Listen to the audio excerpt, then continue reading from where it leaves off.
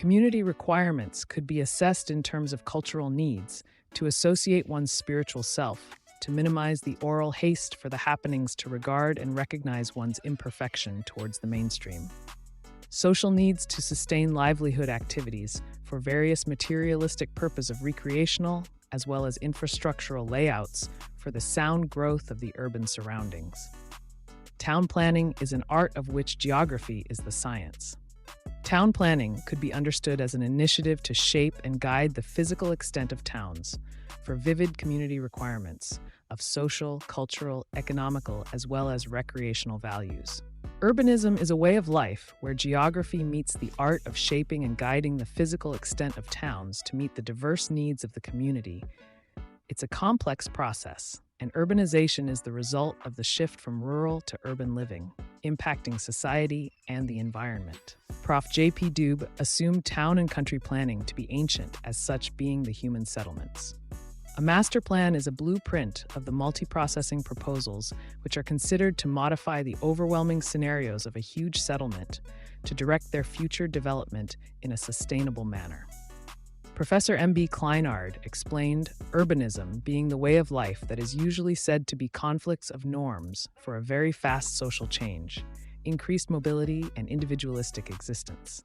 According to Professor M.B. Kleinard, the root cause of the social problem in cities is primarily due to breakdown of intimate social relationship.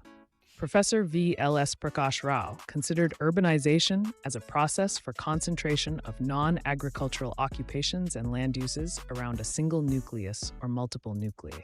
This is primarily the result of rural to urban shift of population, with urban centers growing either at the expense of the countryside or serving the countryside through modern transport and communication systems. Professor G.T. Trewartha believed urbanization as a cyclic process through which nations pass as they evolve from agrarian to industrial societies. Professor C.H. Cooley, known for social biased beliefs, was responsible for citizens' self-realization, assumed population, and wealth tending to collect whenever there is a pause in transportation. Prof. Ray M. Northam illustrated location and site classification is one that groups cities with particular reference to some characteristics in their positioning or location of the Earth's surface. Professor O.P. Singh considered the term morphology includes the various internal form and structural pattern and characteristics of a spatial unit. Morphology is the description of the nature of urban areas, their function and form, their relative disposition, and their social interdependence that constitutes a geographical analysis of an urban area as discussed by Prof. A.E. Smales.